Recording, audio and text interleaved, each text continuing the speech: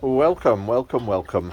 Well, on a very cold and blustery Monday, we are continuing with the bench. So, um, we have some wood here which we've prepared. So this is sapele. Sapele wood. That's what it actually looks like raw and sanded. Yeah, But we've given it a good coat with teak oil nice. and it turns a lovely, lovely golden brown colour. How much is that teak oil?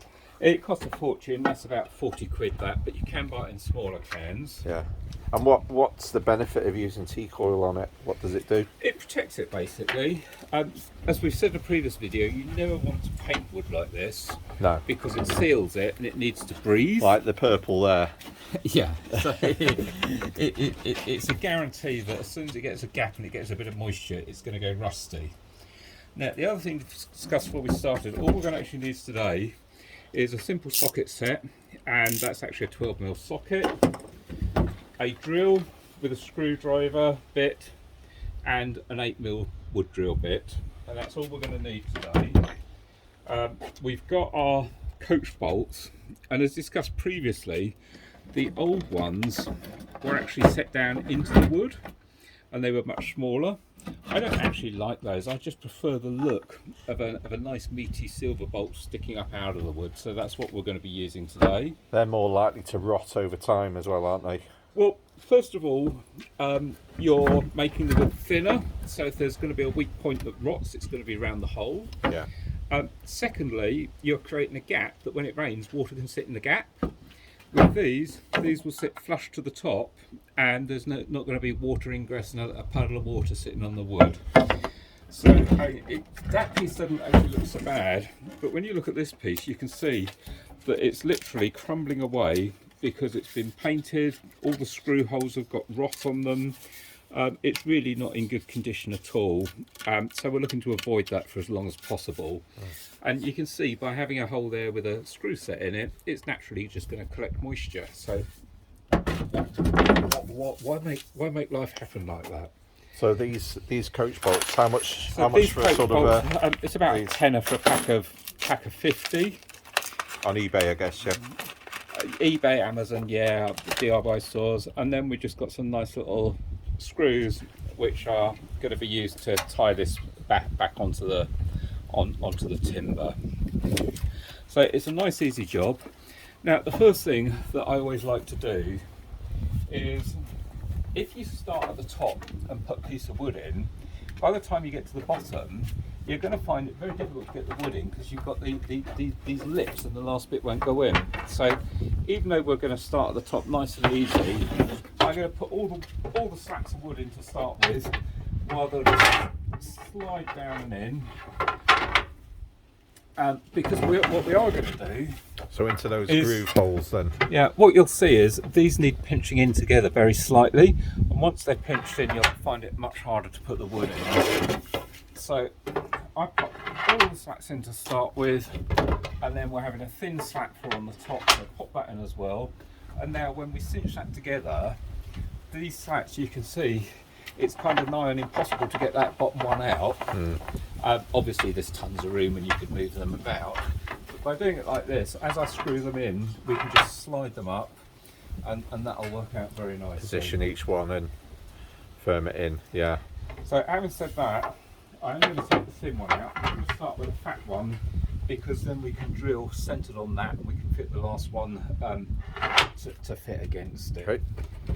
So John, as normal, you know the score, I'm going to need your hand just holding this Yep. forward, centered over the hole. Right, let me see if I can position this. A little bit of... I don't even know if that's looking at the wood, John. You'll only need one hand, just keep the phone in your hand. Okay. Just grab hold of that end, Sorry about this. and you're going to have to push on that end as well. Ah, right. I'm going to cinch these in nice and tight.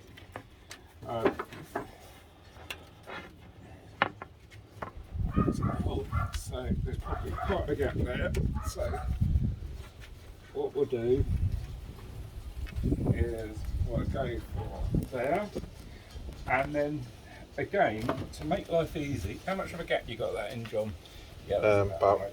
about centimetre. So once we got the first one, you'll be able to pick the camera up. It'll be a lot easier. So I like to drill straight through the hole in the bottom of the ironwork.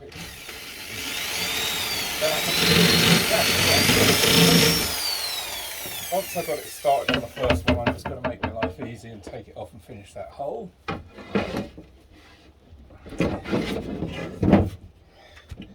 So now I know where the hole's got to go. I'm going to go slightly off.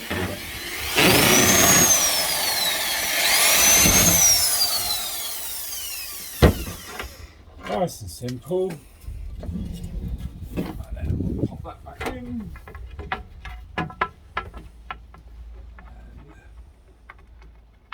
Pop that little. Oh. Okay, helps if you don't drop it.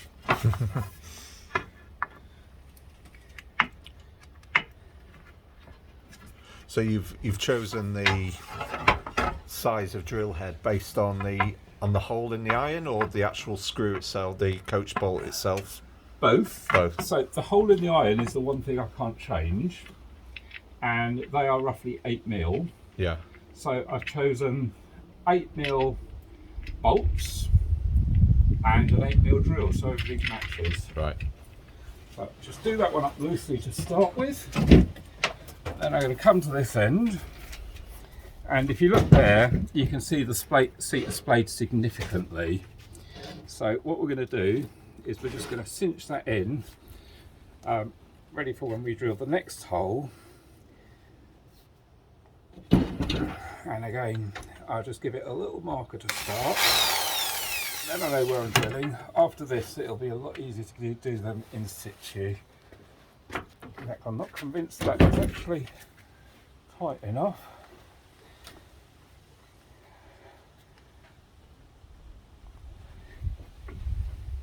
So we're going to do it very, very slightly inside of that marker that I've just made.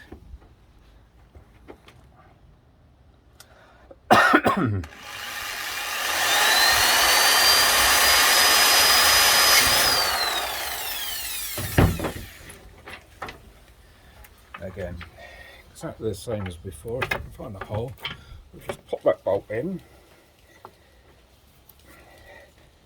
Cinch that in tight, and you can now see the advantage of leaving the bottom straps in while you do the top ones, because suddenly I've not got to worry too much about the spacing, because once this is cinched in, the seat itself keeps the rest of it spaced nicely. So we'll now go for the absolute top. And now you can see the problem that I said. It's not going to go in very easily at all. Luckily this is only a thin bit, so it will drop in, but you see how it gets very much harder to get these pieces in once you pop one in. That's a really good tip, that. So this one, we will literally go through the hole that we've already got.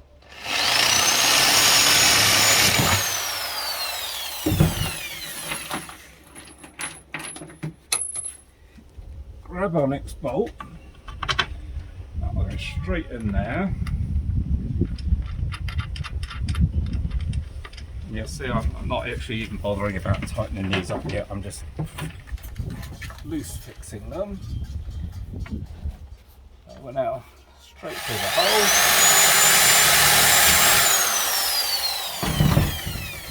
And the reason I started at the top is we already know the bottom of the seat are spaced evenly, so by starting at the top, we're spacing the top the same as the bottom, and it saves any measuring or buggering about worrying if you've got it upright or not. So having got those in, what I'm going to do now is just tighten those first couple. You don't have to worry about tightening them all straight away, but I prefer to get the first one cinched up. And if you look at the top rather than the bottom, I've just got a socket on that bolt. If you look at the top, it will drag the square head of the bolt straight into the wood. You want to keep going until it's cinched down tight onto the wood and almost sinking beneath the surface. If you look at that bolt at the top, you'll see it's got that square. So it's round, and the round will fit into the hole, but the square will actually force the wood apart very slightly. That's what stops the top of the bolt turning and that will keep it tight for years. That square drill itself into the sheet down. Just keep going until there's no gap left underneath that screw, and you can see there is no danger of water ingress or sitting in a gap under that bolt, which you potentially could get with the countersunk bolts.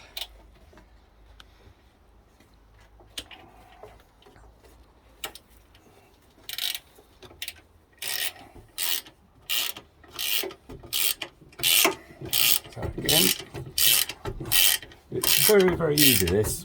People look at a bench and think that must be really difficult, but if you've got a 12mm socket set, it's really easy. If you haven't got a socket set, there's absolutely no reason that you couldn't be doing this with a screwdriver. And in fact, my socket's a bit short there, so if you give me 1 second, I'm just going to get a socket extension.